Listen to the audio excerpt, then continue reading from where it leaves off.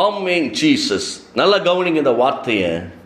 லூக்கா 10:21. அந்த வேளையில் இயேசு ஆவியிலே களி கூர்ந்து, பிதாவே, வானத்திற்கும் பூமிக்கும் ஆண்டவரே, இவைகளை நீர் ஞானிகளுக்கும் கல்விமான்களுக்கும் மறைத்து பாலகருக்கு வெளிப்படுத்தினபடியினால் உம்மை நான் ஸ்தோத்தரிக்கிறேன். ஆம் பிதாவே, இப்படி செய்வது உம்முடைய திருவுளத்திற்கு பிரியமாய் இருந்தது என்று இயேசப்பா பிதாவுக்கு நன்றி செலுத்தி அருமையான ஒரு வெளிப்பாடை இங்கு கொடுப்பதை பார்க்க முடியும். அந்நேரத்தில் இயேசு தூய ஆவியால் பேருவகை அடைந்து, தந்தையே, விண்ணுக்கும் மண்ணுக்கும் ஆண்டவரே, உம்மை போற்றுகிறேன். ஏனெனில் ஞானிகளுக்கும் அறிஞர்களுக்கும் இவற்றை மறைத்து குழந்தைகளுக்கு வெளிப்படுத்தினீர். ஆம் தந்தையே, இதுவே உமது திருவுளம் என்றார். நல்ல கவனிங்க.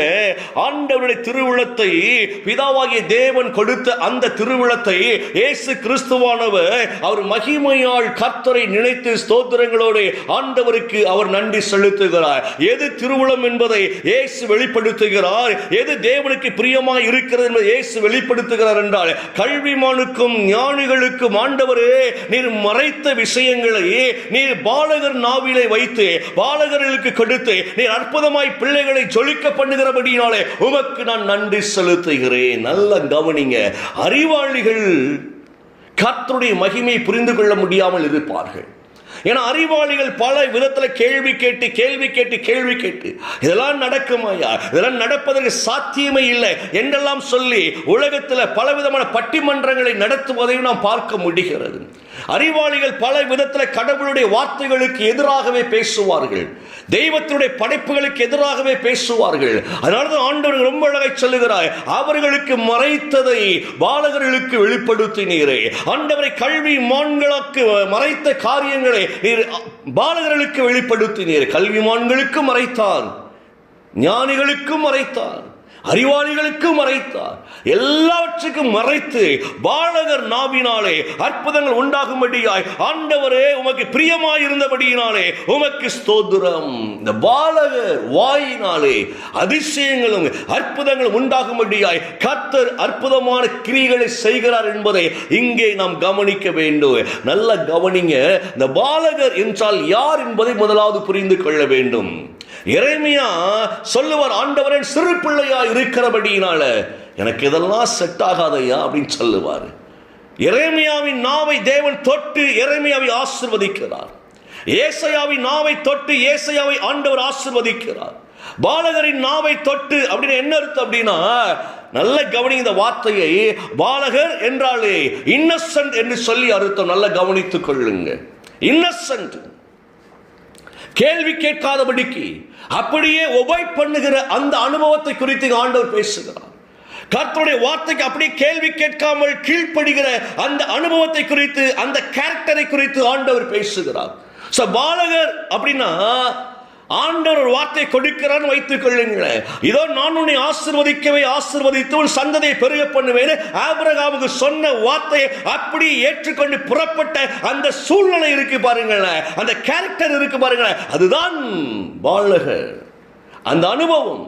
எனக்கு குழந்தைங்க எப்படி இருப்பாங்க அப்படின்னா, ரொம்ப ஜாலியா இருப்பாங்க, ரொம்ப தைரியமா இருப்பாங்க.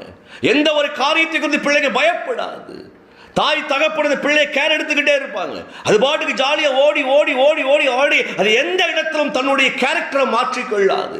அந்த பிள்ளை சர்ச்சில் விட்டாலும் ஆடும் பாடும் கொண்டாடும். அது பாட்டுக்கு கதை பேசிக்கிட்டு ஜாலியா இருந்துகிட்டே இருக்கும். அதை கொண்டு கடையில் விட்டாலும் துரு துரு துரு துரு ஓடிக்கிட்டு விளையாண்டுக்கிட்டு இருக்கும். அதை எந்த இடத்துல கொண்டு போய் விடுங்க, ரோட்ல விட்டாலும் ஓடி விளையாண்டுகிட்டு தான் இருக்குது. அது கேரக்டர் அதுக்கு மாற்றவே தெரியாது. அது அப்படிப்பட்ட இன்னசென்ட் அந்த பிள்ளைங்க.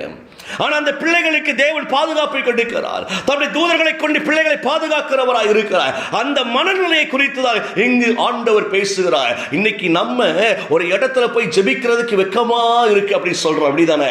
கூட்டத்தில் ஜெபிக்க வெக்கமா இருக்கு, ஐயோ அப்படின்லாம் வெக்கப்படுறோம் பாருங்களேன். அந்த பிள்ளைகளை யோசித்து பாருங்க, ஒரு இடத்துல வெக்கப்படாது, ஒரு இடத்துல வெக்கப்படாது. அது ஷூ கூட கிக்கின் சவுண்ட் போடுகிற ஷூவை போட்டுதான் கூட ஜலுக்கு ஜலுக்கு ஜலுக்கு எல்லா இடத்துலயும் அது பாட்டுக்கு ஜாலியா அந்த சவுண்டை கொடுத்துக்கிட்டே ஓடிக்கிட்டே இருக்கு. அதுக்கு ஒண்ணுமே தெரியாது. அந்த அளவுக்கு இன்னசென்ட் தான் பாலகர் என்று வேதம் நமக்கு கற்றுக் கொடுக்கிறது. ஏன்னா சீசர்கள் வந்து சொல்றாங்க, ஆண்டவரே எங்களுக்கு எல்லாம் கீழ்ப்படுகிறதையா, எங்களுக்கு எல்லாம் கீழ்ப்படி செய்யப்படுகிறது ஐயா. நீ சொன்னபடியே பேய்கள் ஓடுகிறது, வியாதிகள் குணமாகுகிறது, அற்புதங்கள் நடக்கிறது என்றெல்லாம் சொல்லி இன்னசென்ட்டா வந்து ஏசப்பாட்ட சொல்றாங்க. ஐயோ நாங்க போனோம், அங்க இப்படி இங்க இப்படி அப்படி சின்ன பிள்ளை மாதிரி வந்து சொல்லுகிறாங்க.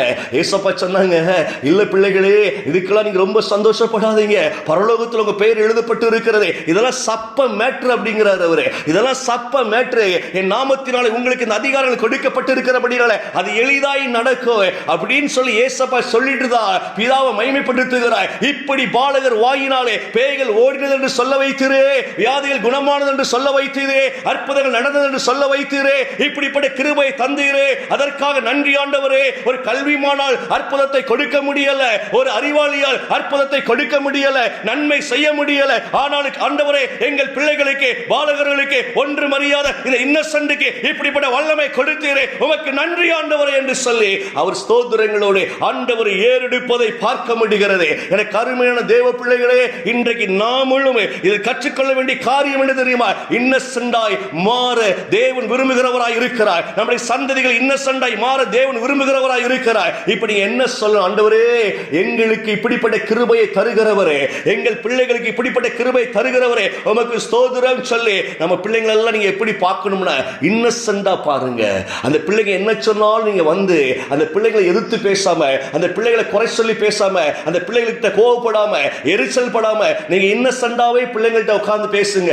அந்த பிள்ளைகளோடு நேரத்தை செலவு பண்ணுங்க. ஒண்ணு இல்லம்மா, ஒண்ணு இல்லையா, இதெல்லாம் சரியாயிருயா, இதெல்லாம் ஒரு பெரிய மேட்டரே இல்ல. ஆண்டவர் நமக்காக சகலத்தை செய்து வைத்திருக்கிறார். ஆண்டவர் உனக்கு ஆசீர்வாதங்களை கொடுப்பார். உனக்கு நல்ல வேலை கிடைக்கும், நீ பயப்படாத, நீ நல்லா படிப்ப, நீ கவலைப்படாத, உனக்கு நல்ல கேரக்டர் இருக்கு, நீ எல்லா விதத்திலும் சந்தோஷமா இரு, நீ தைரியமா இரு என்று சொல்லி பிள்ளைங்களுக்கு இன்னசென்ட்டாய் சொல்லிக் கொடுக்க கற்றுக்கொள்ள வேண்டும். பிள்ளைகளையும் குறித்து வேதம் அப்படித்தான் சொல்லுகிறது.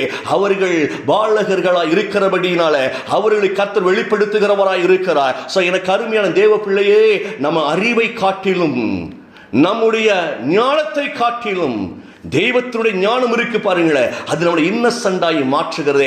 அப்படியே அந்த வார்த்தைகளுக்கு கீழ்ப்படுகிற ஒரு அனுபவம் தாங்க பாலகரின் அனுபவம். அந்த குழந்தைங்க என்ன சொன்னாலும் கேட்கும் பாருங்களேன். ஏமாத்தினா கூட அப்படியா அப்படின்னு சொல்லி அதை அப்படியே அக்செப்ட் பண்ணு பாருங்களேன். அப்படிப்பட்ட கேரக்டர் நம்மிடத்தில் தேவன் எதிர்பார்க்கிறார். இன்னைக்கு நல்ல கவனிங்க, நீங்களும் நானும் இப்படிப்பட்ட ஆசீர்வாதங்களால் நிரப்பப்படுகிற பொழுது நமக்கு பிசாசுகள் கீழ்ப்படியும், வியாதிகள் குணமாகும், அற்புதங்கள் நடக்கும், நம்முடைய சந்ததிகள் கீழ்ப்படிவார்கள், எல்லா கிருபையும் நம்ம மேல செயல்படும். நீங்க கவலைப்படாதீங்க. ஒண்ணே ஒண்ணு மட்டும் ஆண்டவர்கிட்ட கேளுங்க, ஆண்டவர் இந்த அதிகாரமே, இந்த அற்புதங்கள், இந்த இன்னசென்ட் கேரக்டர் எங்களுக்கும் எங்கள் சந்ததிகளுக்கு உண்டாவதாக ஆண்டவரே. நாங்கள் இவற்றிலே பிரியப்பட்டு இன்னுமாய் நாங்கள் நம்முடைய பணியை செய்வதற்கு, உம்மோடு உறவாடுவதற்கு கிருபை தாங்க. அப்படி ஜெபம் பண்ணுவோமா? பிதாவை இப்படிப்பட்ட கேரக்டருக்காய் நன்றி செலுத்துகிறோம் ஐயா. இயேசுவின் நாமத்தில் இன்னசென்ட் என்கிற அந்த ஆண்டவரை கிருபையை நாங்கள் பெற்றுக்கொள்ளும்படியாய் இன்றைக்கு நீர் எங்களோடு பேசினதற்காய் நன்றி. இயேசுவின் நாமத்தில் எங்களையும் எங்கள் சந்ததிகளுடைய கரத்தில் ஒப்புக்கொடுக்கிற பெரிய காரியங்களை செய்வதற்காய் ஸ்தோத்திரம், ஸ்தோத்திரம், ஸ்தோத்திரம். இயேசுவின் நாமத்தில் இணைந்திருக்கிற ஒவ்வொரு குடும்பத்தையும் ஆசீர்வதிக்கிறேன் நல்ல பிதாவே. ஆமென், ஆமென்.